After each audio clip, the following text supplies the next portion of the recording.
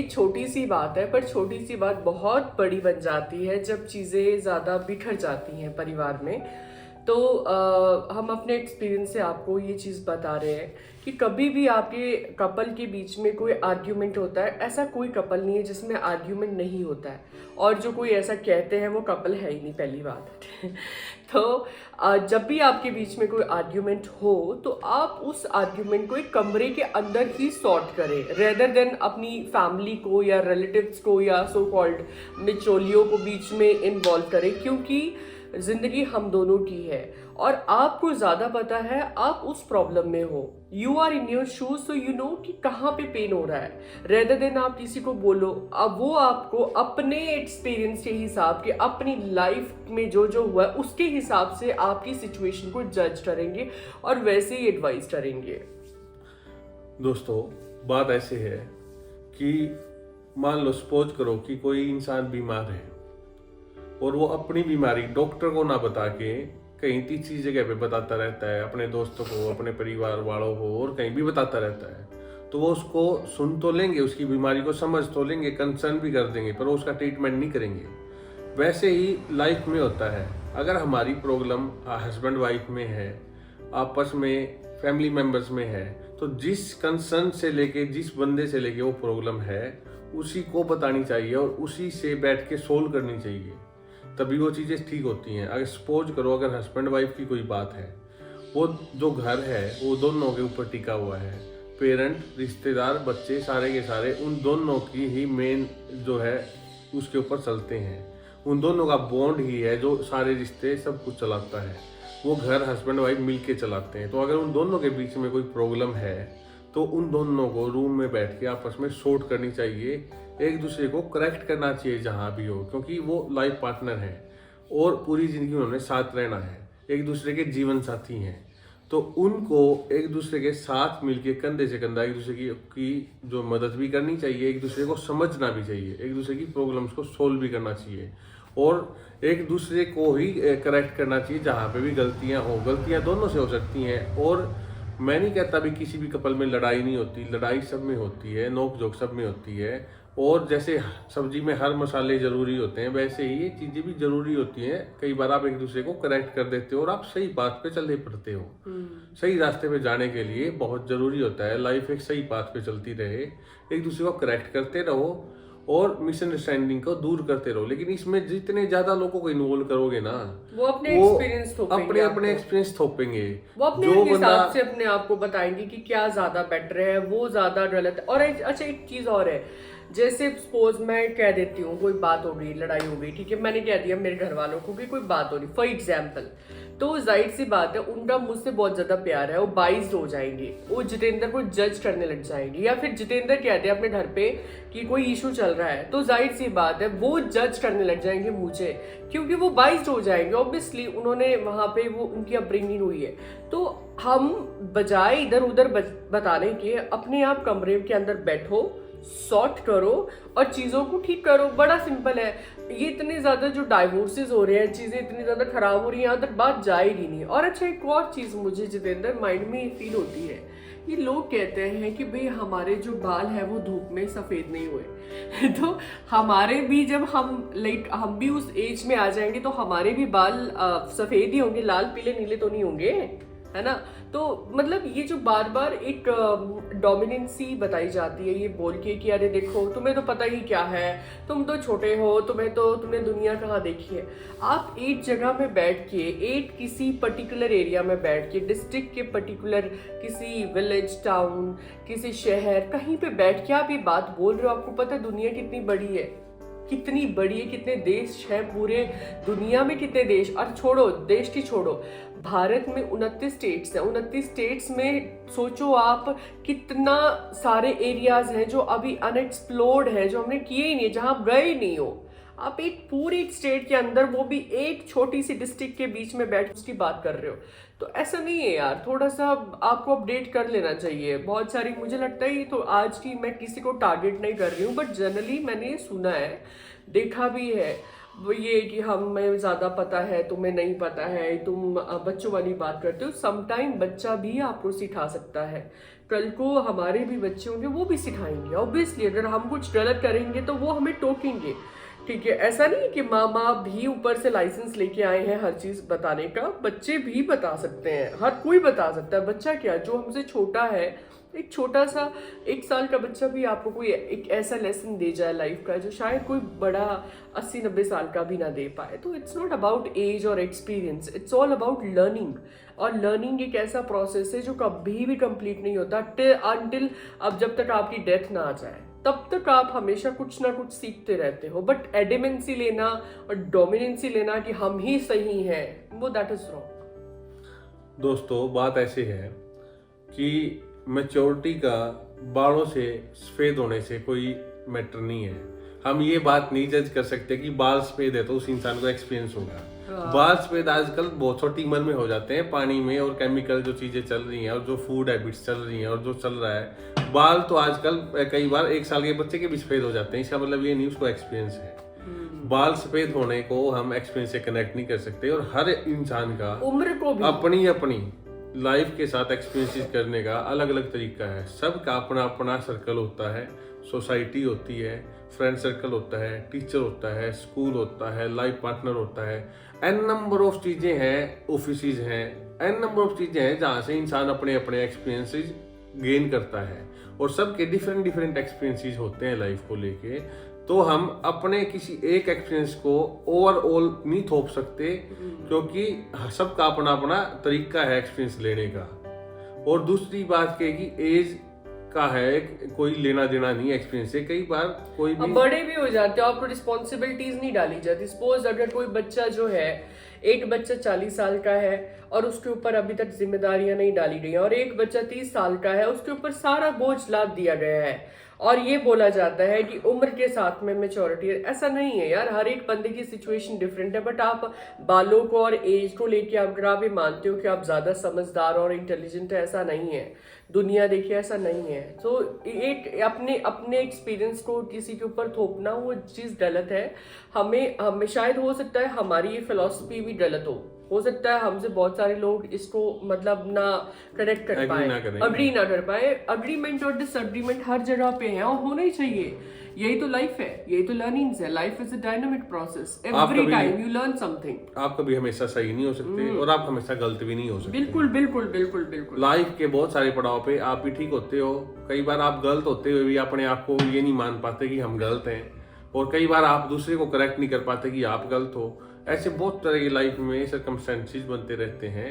और कहते नहीं है बड़ा भया तो क्या भया, जैसे पेड़ खजूर, पंथी को छाया नहीं, फल लगे अति दूर। मतलब खजूर का पेड़ भी बड़ा होता है लेकिन वो छाया नहीं दे सकता, और उसका फल भी बहुत ऊंचा लगता है। तो बड़ा होना ही मतलब एज के हिसाब से हम ये नहीं कह सकते कि वो उतना ही गुणकारी होगा। कहाँ से लाते हो आप ये डायलॉग? और रही बात, ये 2 एग्जाम्पल हैं। और दूसरा ये तो क्योंकि ये मुहावरा तो हम बचपन से पढ़ते आ रहे हैं। और दूसरा मुहावरा या दूसरा एग्जाम्पल एक ये है कि जो अष्टावक्र होता है वो बहुत छोटी उम्र में होता है, उसके शरीर में 8 बैंड होते हैं। कैसा? मतलब 8 मोड़ होते हैं। मुझे भी समझाओ कैसा बकरे? अष्टावक्र मीन्स एक जो है शापित बच्चा होता है, उसको बचपन में जब वो अपनी माँ के कोख में था तो उसको उसके पिता द्वारा श्राप दे दिया जाता है। उसका पिता बहुत विद्वान था लेकिन उसको घमंड आ जाता है। अच्छा। और वो किसी दरबार में जाता है राजा के यहाँ पे, तो वो उनको तर्क में सेटिस्फाई नहीं कर पाता तो वो उसको कैद कर लेते हैं। अच्छा। और जब वो अष्टावक्र थोड़ा सा बड़ा होता है और उसका पिता जब वो गर्भ में होता है तो उसको श्राप दे देता है, भी तू मेरे को भी, वो शायद गर्भ में इतना इंटेलिजेंट था, वो कुछ डिबेट करता है तो उसका पिता कहता है भी तू मेरे से इतने बड़े विद्वान से बहस कर रहा है, तो उसको श्राप दे देता है, जिसकी वजह से उसके जन्म से ही 8 मोड़ आ जाते हैं उसके शरीर में, मतलब विकलांग हो जाता है। अच्छा। लेकिन वो उसकी बुद्धि को विकलांग नहीं कर पाते। अच्छा। उसकी बुद्धि उतनी ही विद्वान जैसी होती है। और वो जब उस सभा को जीत लेता है तो वो प्रूव करता है कि दिखने से और एज से एक्सपीरियंस का या अनुभव का या ज्ञान का कोई लेना देना नहीं है। तो ये 2 बातें हैं जो इस चीज आप ये स्टोरीज कहाँ से लाते हो? वैसे ऐसे पूछ रही हूँ मैं जनरली, चलो ऑडियंस भी देखे, कहाँ से लाते हो? क्योंकि मैंने बचपन से ही मुझे शौक रहा है लिखने का और बुक्स रीडिंग का और जो है स्टोरी पढ़ने का। और जो है मैं बचपन से ही जो हमारे बुजुर्ग थे उनके साथ और जो साधु संत थे उनके साथ बैठने का मुझे काफी वो रहता था कि मैं बैठा रहता था। मेरे गांव में भी आजकल बहुत सारे बेचारे जो एज पर्सन है वो चले गए, जो जिनके पास मैं बैठता था। तो कई बार हम है ना बूढ़े लोगों के पास बैठते तो काफी ज्ञान दे देते हैं, ऐसी भी बात नहीं है, वो अपने हिसाब से ज्ञान देते हैं, पुरानी बातें सुनाते हैं। तो ऐसे ही जिस तरह आज हम रामायण महाभारत देख रहे हैं तो किसी ने लिखा तो ये हम तक पहुंच गई। कुछ ऐसी कहानियां हैं, ऐसी स्टोरियां हैं जो एक स्पेसिफिक रिलीजन से या रीजन से या किसी पर्सन से रिलेटेड हैं, जो लिखी गई या बोली गई तो दूसरे लोगों तक पहुंच गई। इसी तरह से बहुत सारी चीज़ें हैं और जो हम सुनते रहते हैं हमें अच्छा लगता है, यही होना चाहिए क्योंकि ये लाइफ लर्निंग प्रोसेस है। आदमी बचपन से पैदा होने से लेकर मृत्यु तक सीखता रहता है। तो हमें जहाँ भी कुछ भी अच्छा सुनने को मिले, किसी से भी मिले, एक भिखारी भी आपको ज्ञान दे सकता है, ले लो। भिखारी से याद आया, एक मिनिस्टर आपको ज्ञान दे सकता है, एक टीचर आपको ज्ञान दे सकता है, एक आर्मी मैन आपको ज्ञान दे सकता है ना, एक रैग ब्रेकर भी आपको क्या पता ज्ञान दे दे। ज्ञान की कोई सीमा नहीं है, सब जो जितना घिसता है उतना चमकता है। ठीक है, हम तो घिस ही रहे हैं। जैसे है ना, एक पहले क्या करते थे उस तरह जो बार बार यूज करते थे पहले, अब तो जिस तरह ब्लेड्स आ गए, पहले क्या करते थे वो होता था गाँव में यूज करते थे उस तरह, वो उसमें ब्लेड नहीं डलता था, उसको पत्थर पे सुनो जिसे वो टकले हो जाते हैं ऐसे वो वाला नहीं एक ब्लेड की जैसा होता था। अच्छा, जो उससे शेव करते थे, शेविंग ब्लेड की तरह बार बार यूज करते थे। अब तो जिस तरह यूज एंड थ्रो वाले आ गए, पहले उसको पत्थर पे ऐसे घिसते थे। तो बेसिकली वो घिसने का लेके मतलब बात ये है, चाकू की समझ लो या उस तरह की बात भी ऐसे घिसा जाता है कि जो चीज जितना घिसेगी ना उतनी ही रिफाइन होगी, मेरी बात सुनो, उतनी ही तेज होगी। मेरी बात सुनो फिर, चलो वो तो आपने मैं बात समझ रही, ठीक है। जो जितना खींचेगा उतना पहनना होगा, उतना ही साफ होगा, उतना ही तेज होगा। वो तो सारी बात समझ रही, पर हमने क्या फिर अब घिसते ही रहना कि नॉर्मल में भी आना है, कभी उस तरह हो अब लगेगा भी कि इसी प्रोसेस में रहेगा है। बताओ मुझे, तो कई बार क्या होता है ना लाइफ ने कई बार जिंदगी आपको बहुत तरासती है, इतनी ज्यादा लाइफ ने ले रखी होती है कि लगता है कि यार हम क्या मतलब वो पहने ही हो रहे हैं, अब कब जैसे वो मेन टाइम आएगा जब हमारी धार देखने को मिलेगी। वही आप ये देख पा रहे होंगे कि कपड़े जैसे है ना, ये एक्चुअली इतने ज्यादा मेरे फेवरेट कपड़े हैं। अगर इससे भी ज्यादा फटे कटे मिल जाते तो मुझे और भी ज्यादा अच्छे लगते। मम्मी मेरे को बहुत डांटती थी पहले कि भाई तू ऐसे कपड़े ना पहना। यार मुझे ऐसा लगता है कि यार कपड़े ज्यादा घिसे हो रहे, साफ होने चाहिए, बट जितने ज्यादा घिसे होंगे वो इतने रिलैक्सिंग होंगे, उसका जो स्टफ है ना वो लेना उतना ही ज्यादा सूदिंग होगा, इतना ही मजा आता है। अभी कई बार तो मम्मी, जब मैं घर जाती थी तो मम्मी मेरे को बहुत डांटते थे कि यार प्लीज हमें शर्म आती है कि हम लोगों को ये कह ले कि क्या बनी होती है तू घर पे, पर जब बाहर जाएंगे तो पैरेलल यूनिवर्स है, तो थोड़ा घर पे ऐसे चिल मोड में रहते हैं। ऐसे ही जस्ट एक बात ध्यान में आई रिलेशनशिप को लेके, तो आपके साथ हमने साझा की। कपड़े को लेकर मैं बता दूं दोस्तों, पूजा का जो है शौक है कि जो ये मत बोलना कि मेरे पास बहुत कपड़े हैं, ऐसा नहीं है, मेरे पास वो किसी काम के नहीं है। जो ज्यादा घर पे सिर्फ वो पहनना पसंद करती है, जो थोड़े कंफर्ट हो, जो ज्यादा पहने गए हो। होता क्या है कि कई बार क्या होता है, ये सिर्फ पूजा का मामला नहीं है, बहुत सारे लोगों का होता है। जैसे कई बार वो गर्मी में वही बनियान या वही टी शर्ट पहनेंगे जो सबसे ज्यादा पुरानी और सबसे ज्यादा पतली है, फटी होगी तो ज्यादा। और सर्दी में भी ऐसे ही, जो जितने चाहे उसमें रूम हो जाए पहन के, लेकिन वो कंफर्ट हो। ये ऐसा इसलिए भी होता है, इसके पीछे एक साइंटिफिक लॉजिक भी है। हमारी बॉडी का अपना एक ऑरा होता है, एक एनर्जी होती है, और हम जिन क्लोथ्स को जितना ज्यादा पहनते हैं ना, उनके साथ वो हमारी ऑरा और एनर्जी भी साथ में होती है, अटैचमेंट हो जाती है बेसिकली। इसलिए हमें वही चीजें ज्यादा अच्छी चीज भी जितना वॉशिंग में जाता है ना लिनन, तो वो उतना ही ज्यादा स्टफ जो है और सॉफ्ट होता जाता है। जितना हार्ड होता है वो होता नहीं, पहनते एकदम नए कपड़े लाए हैं। धुलाई बहुत जरूरी है। तो धुलाई अभी चमकने के लिए धुलाई और घसाई हो रही है, अभी वो चमक कब आएगी। चलो एनीवेज, ये तो सारी हंसी की बातें थी। आई होप आपको ये चीज अच्छी लगी हो। मोरल ऑफ द स्टोरी बात यही है कि मेरा कहने का मतलब है कि जो ये लोग करते हैं, जनरली लोग ये करते हैं कि एक तो अपनी गलती नहीं मानते। हमेशा इतना बड़ा दिल रखना चाहिए कि अपनी गलती आपको मान लेनी चाहिए जहां आप गलत हो।